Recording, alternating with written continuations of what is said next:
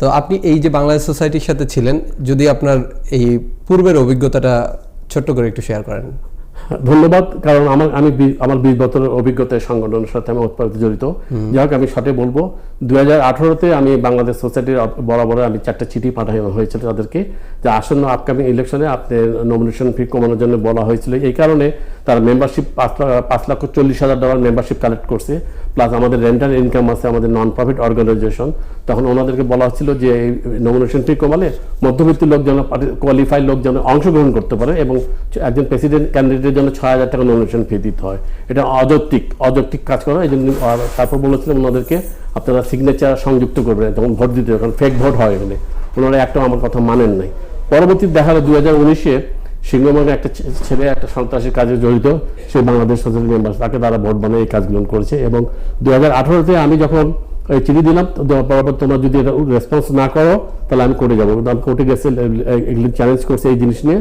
তো ওই সময়ে আরেকটা মামলা হয়, সেটা করেছিল নয়ন আলীর প্যালেন থেকে মোহাম্মদ আলী। একদিন দুপুরবেলা, যিনি বর্তমানে তখন ট্রেজারার ছিল, এখন বর্তমানে সোসাইটির সেক্রেটারি, দুপুরবেলা আমাকে ফোন দেবে, ওসমান ভাই, যে মহিউদ্দিন দেওয়ান বাংলাদেশ সোসাইটি নির্বাচন কমিশন থেকে ইস্তফা দিচ্ছে, দিয়ে এখন উনি সিনিয়র ভাইস প্রেসিডেন্ট ইলেকশন করবে। আমরা তো করবে, তো আমার তো করার কিছু না।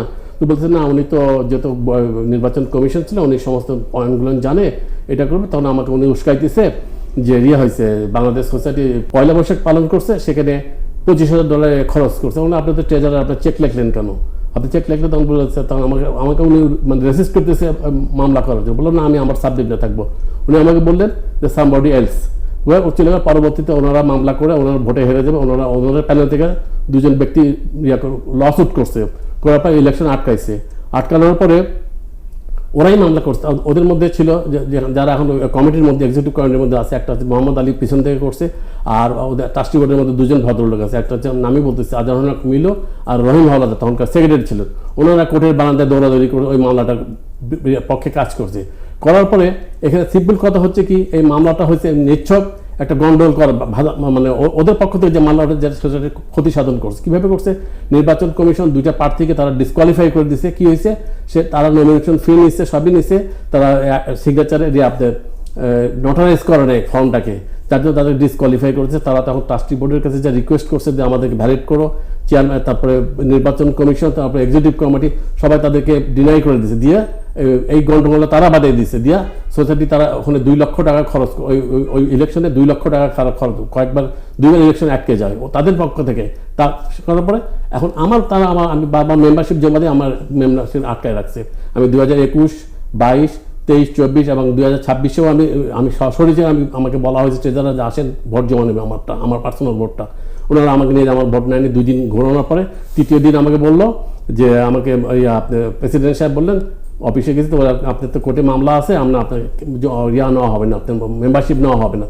তখন আমি ঠিক আছে, আপনারা যখন এই কথাই বলতেছেন, কোর্টের কথা শোনাচ্ছেন, তখন আমি ফেসবুকে লাইভ সবাইকে জানাই দিচ্ছি যে আমি আমি 2বারের প্রতিনিধি ছিলাম, প্লাস তারা সন্ত্রাসীকে মেম্বারশিপ বানাচ্ছে, এক নামে 4টা-5টা ভোট বানায়। মানে আপনি তো মেম্বার আছেন, আবার মেম্বার 2 বছর পর রিনিউয়াল করতে হয় আর কি। আচ্ছা, তবে পরপর 3বার, তাদের 4বার রিনিউয়াল দিচ্ছি। এবারও দিয়েছি, আমাকে রিফিউজ করেছে। পরে আমি থার্ড পার্টিকে একটা ভোট পাঠিয়ে দিচ্ছি যে আমাকে, আমি যেহেতু ইলেকশন করবো, এখন ওটা নিয়ে ওরা টানাটানি শুরু করতে। তাহলে কেন আপনার মেম্বারশিপ বন্ধ? আমি স্ট্রং ক্যান্ডিডেট, আমি তাদেরকে চুরি ডাকাতি সমস্ত কিছু আমি ধরতে পারি, এই জন্য আমাকে তারা সবসময় অ্যাভয়েড করতেছে। কারণ সোসাইটিতে আজ পর্যন্ত $1 মিলিয়ন হিসাব নাই। সে কোর্টে তারা এফিডেভিট দিয়ে রাখছে যে আমাদের এক্স প্রেসিডেন্ট, আমি হিসাব চাইছি কোর্টের কাছে।